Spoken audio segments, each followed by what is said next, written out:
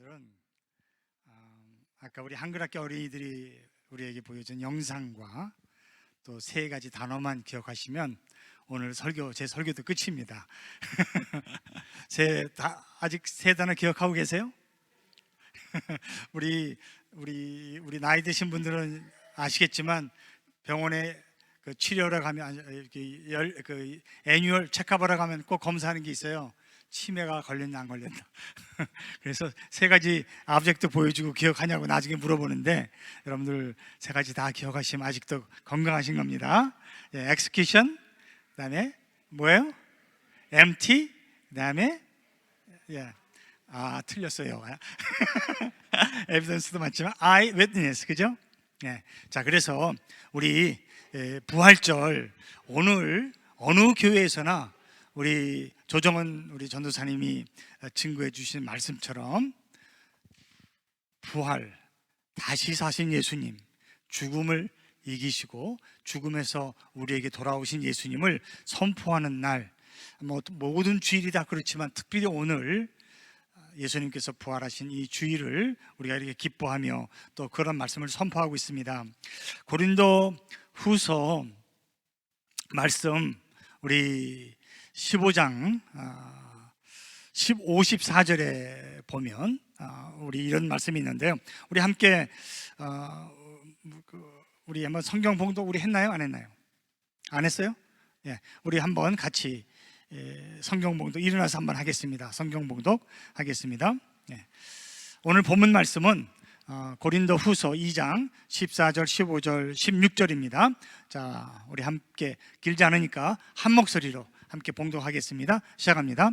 그러나 그리스도의 개선 행렬에 언제나 우리를 참가시키시고 그리스도를 아는 지식의 향기를 어디에서나 우리를 통하여 풍기게 하시는 하나님께 감사를 드립니다. 우리는 구원을 얻는 사람들 가운데서나 멸망을 당하는 사람들 가운데서나 하나님께 바치는 그리스도의 향기입니다. 그러나 멸망을 당하는 사람들에게는 죽음에 이르게 하는 죽음의 냄새가 되고 구원을 얻는 사람들에게는 생명에 이르게 하는 생명의 향기가 됩니다. 이런 일을 누가 감당할 수 있겠습니까? 아멘. 자리에 앉으시기 바랍니다. 부활절 이렇게 우리가 선포되는 우리 예수 그리스도의 다시 사심, 이런 말씀이 온 세상의 온 교회들과 온 성도들 가운데 이제 선포되는 기쁨의 날입니다.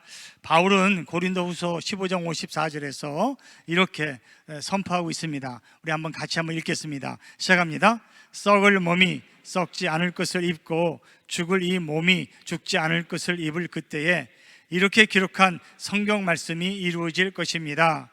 죽음을 삼키고서 승리를 얻었다. 할렐루야. 죽음을 삼키고 죽음을 이기고 승리를 얻었습니다. 오늘 이 부활주일의 메시지입니다.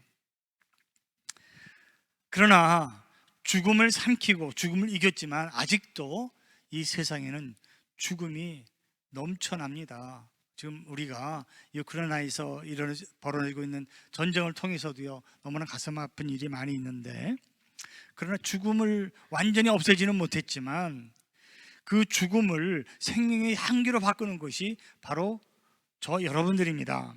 오늘 본문 말씀 2장 16절에서 이렇게 선포하고 있습니다. 우리가 읽은 것처럼 그러나 멸망을 당하는 사람들에게는 죽음에 이르게 하는 죽음의 냄새가 되고 구원을 얻는 사람들에게는 생명에 이르게 하는 생명의 향기가 됩니다. 이런 일을 누가 감당할 수 있겠습니까?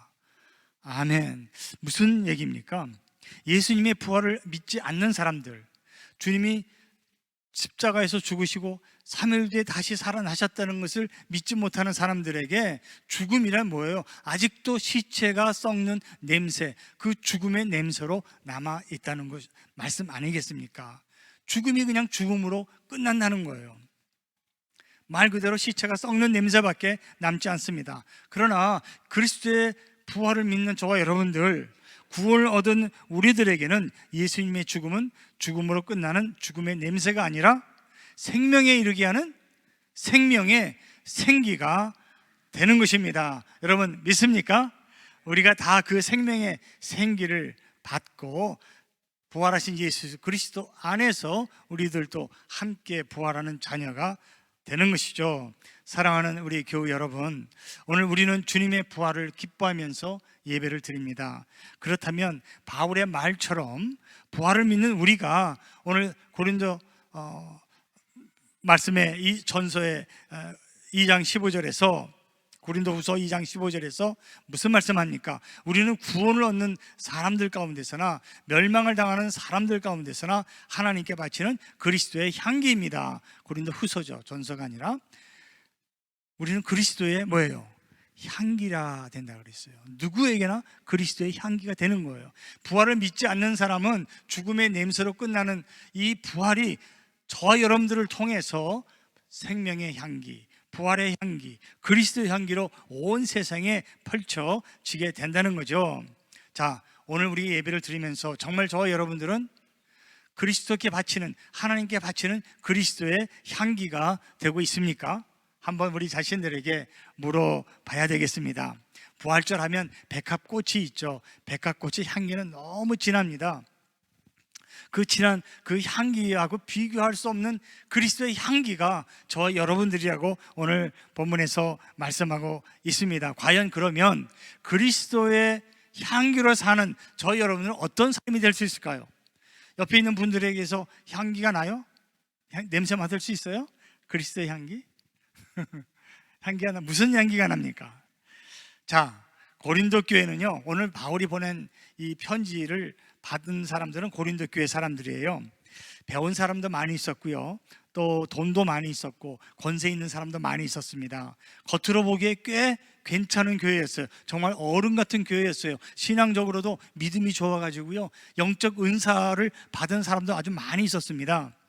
그런데 한편으로 직접 들어가서 보니까, 안에 들어가 보니까 그 교회가 세속적이었어요. 그리고 교만이 넘쳤습니다. 왜 우리가 알 수 있는가 하면 바울이요, 고린도전서 3장에서 이렇게 말씀하고 있어요. 그리스도 안에서 어린 아이 같은 사람에게 말하듯이 한다, 그렇게 말했습니다. 여러분은 아직도 육에 속한 사람입니다. 여러분 가운데서 시기와 싸움이 있으니 여러분은 육에 속한 사람이고 인간의 방식대로 살고 있는 게 아닙니까? 이렇게 고린도 교회 사람들을 아주 심하게 야단을 쳤어요. 당신은 몸은 다 커서 어른 같고 신앙생활 하는 거 보니까 제대로 하는 것 같은데 실제로 들어가 보니까 애들이다 이거예요. 어린애들이다. 인간의 방식대로 살고 있는 세속적인 사람들이다.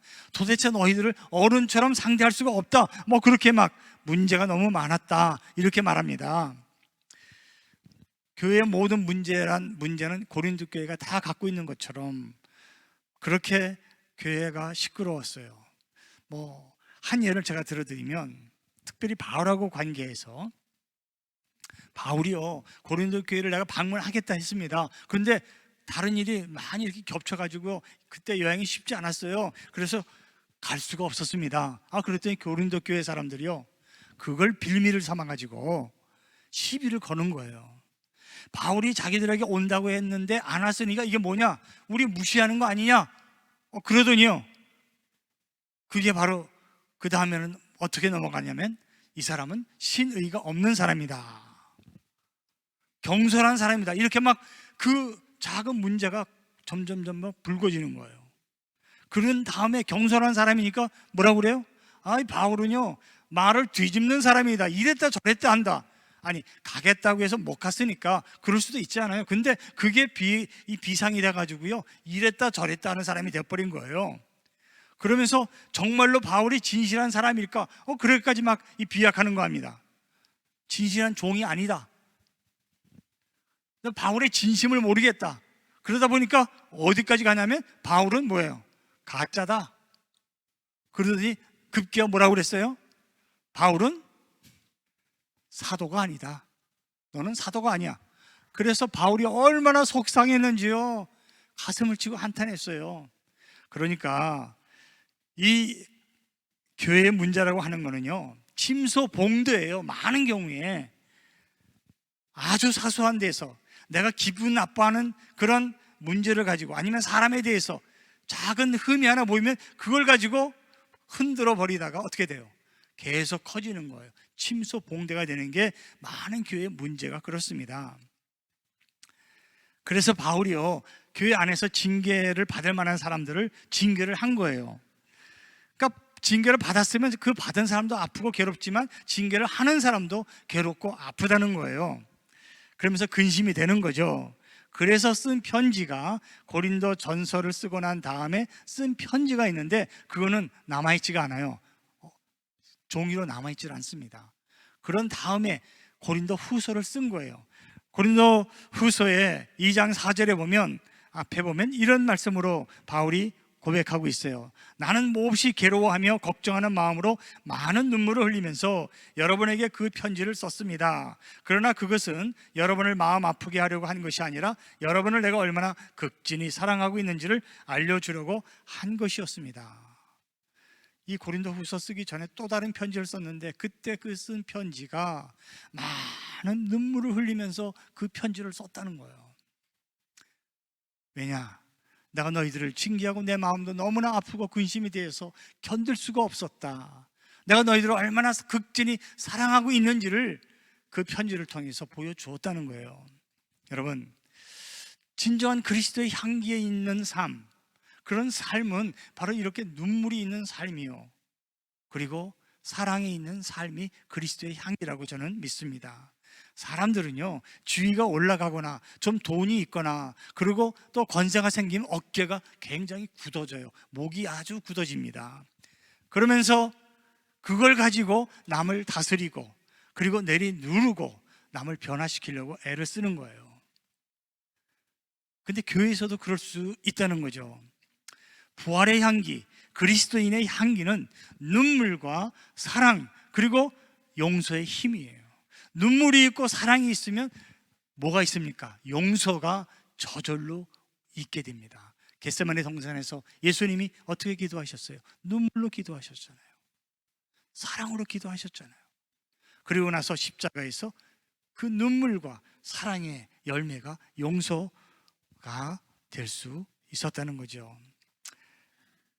부활의 향기는 여러분, 그래서 눈물과 사랑 그리고 용서입니다. 사랑의 능력이에요. 우리가 힘이 있다고 해서, 가진 것이 있다고 해서 내가 목이 굳어져 가지고 그걸로 사람들을 내리누르고 그걸로 사람들을 따라오라고 하고 그걸로 사람들을 변화시키려고 하면 절대로 안 된다는 거예요.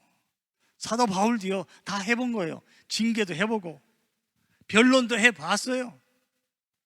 근데 결국에는 눈물과 사랑의 기도밖에 없다는 것, 용서밖에 없다는 것을 깨닫게 되었습니다.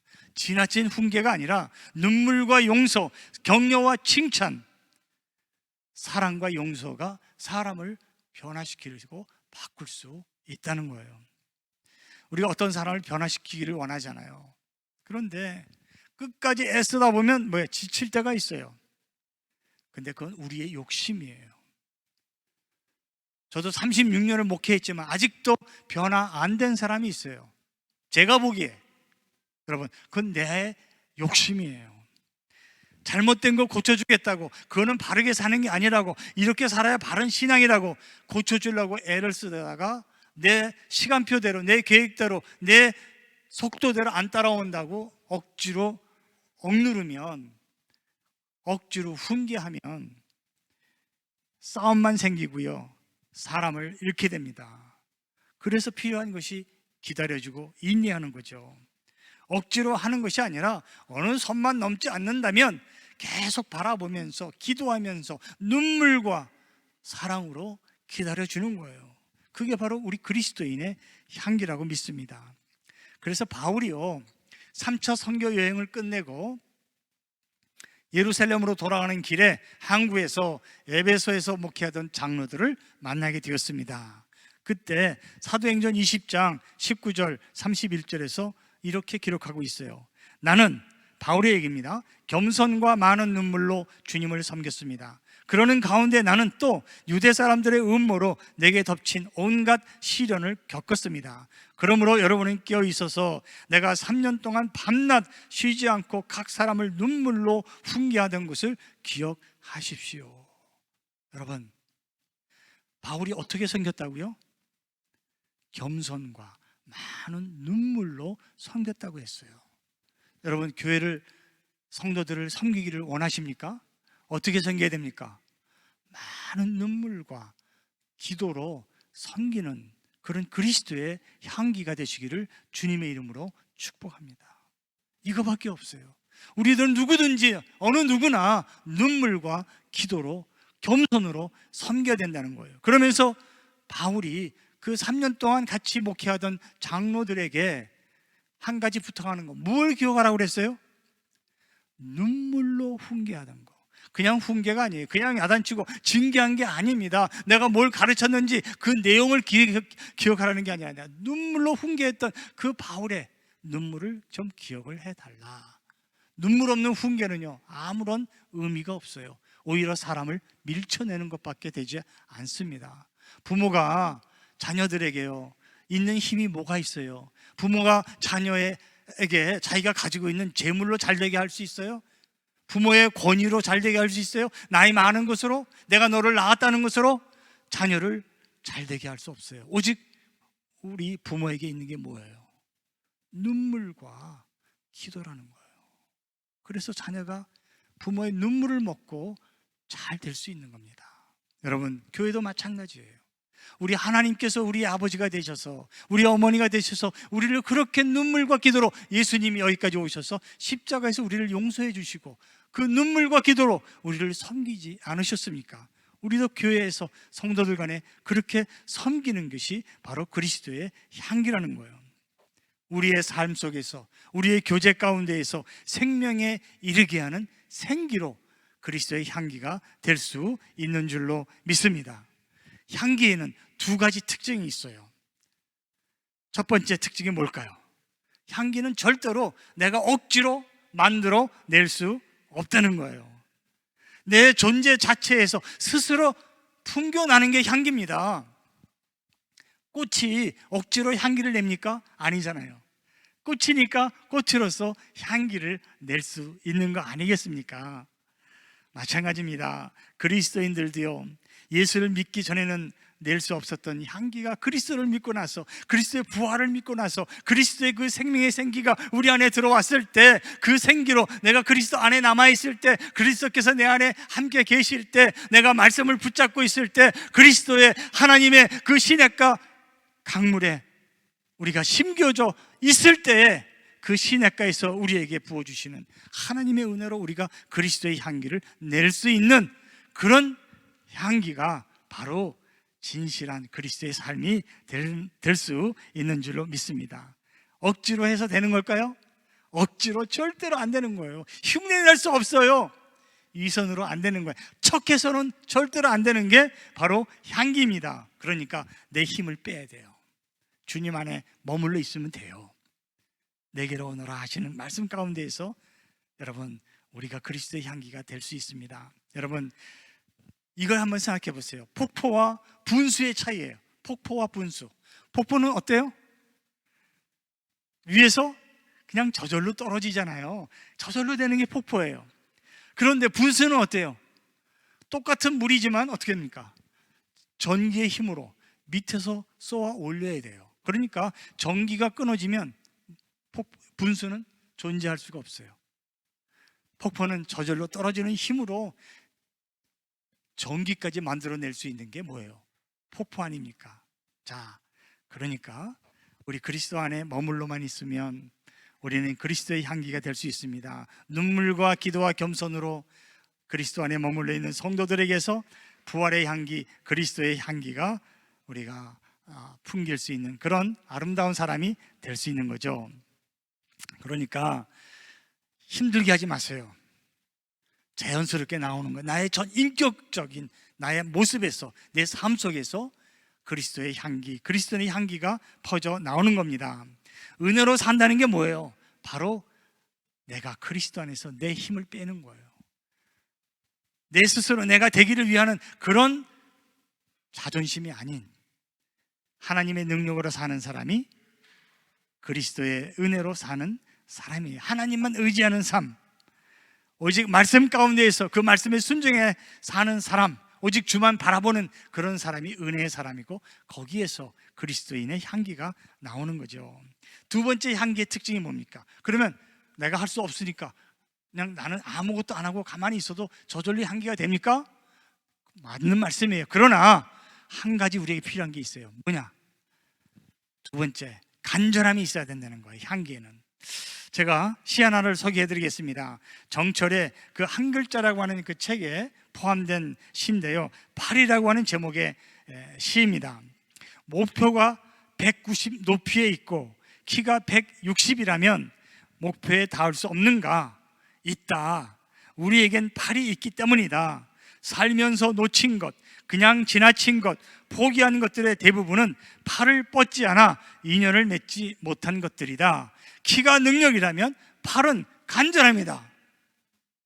사랑하는 여러분, 우리는 분명 그리스도가 되기를 원하지만 그리스도가 될 수 없어요. 그래서 바울도 내가 달려간다 그랬어요. 앞에 있는 푯덜랭에서 달려간다. 아직 다다르지 못했다. 아직 이르지 못했다. 아직 붙잡지 못했다고 간절한 마음을 표현하지 않았습니까? 우리에게는 간절함만 있으면 돼요. 나는 아무것도 할 수 없지만 그 주님을 바라보면서 그 주님의 온전함을 내가 담기 위해서, 온전함에 이르기 위해서 애쓰고 힘쓰는 그런 간절한 마음만 있으면 되는 거예요. 하나님이 기준이에요. 그 높은 기준이기에 내가 닿을 수 없지만, 그렇다고 해서 아무것도 하지 아니하고 포기하는 그런 삶이 아니라 주님을 바라보는 일은 우리가 얼마든지 할 수 있다는 거예요. 그래서 죄인과 세리들 가운데 어떤 탄식이 나왔습니까? 나는 불쌍한 죄인입니다. 나를 불쌍히 여겨주세요. 그런 탄식이 나오지 않았습니까? 그게 바로 간절함이에요. 바리새인들은 어떻게 했어요? 나는 저들과 같지 않습니다. 교만하지 않았습니까? 자기 기준이 있었어요. 사람의 기준 가지고 사람들을 비교했어요. 그건 아름답지 않아요. 시기와 질투밖에 남지 않습니다. 여러분, 능력은 한계가 있어요. 내가 할 수 있다고 하는 것은 한계가 있어요. 능력은요, 다른 사람이 놀라운 일을 하면, 달인의 하는 모습을 보면 그것에 우리 깜짝깜짝 놀래요. 감탄해요. 아니, 어떻게 저런 일을 할 수 있을까? 감탄할 뿐이지, 여러분, 마음에 감동이 옵니까? 마음에 감동 오지 않아요. 다른 사람들 잘하는 거 보고는. 여러분, 그러나 간절하다고 하는 것은 아름다워요. 눈물겨워요. 떨림이 있어요. 거기에 겸손의 향기가 있기 때문입니다. 저와 여러분들은 각자 받은 은사가 있어요. 능력도 있습니다. 그러나 그것 가지고는 감동이 오질 않아요. 그것뿐이에요. 감탄만 하지만 그거 가지고 사람을 변화시킬 수 없어요. 안타까움이 있어야 돼요. 내가 하고 싶지만 할 수 없다고 하는 몸부림이 있어야 된다니까요. 그게 간절함이에요. 그 간절함 속에서 진정한 향기가 배어 나오는 거예요. 거기 아름다움의 향기가 있어요. 간절함에서, 그 간절한 마음 가운데에서 비로소 능력이 나오는 거죠.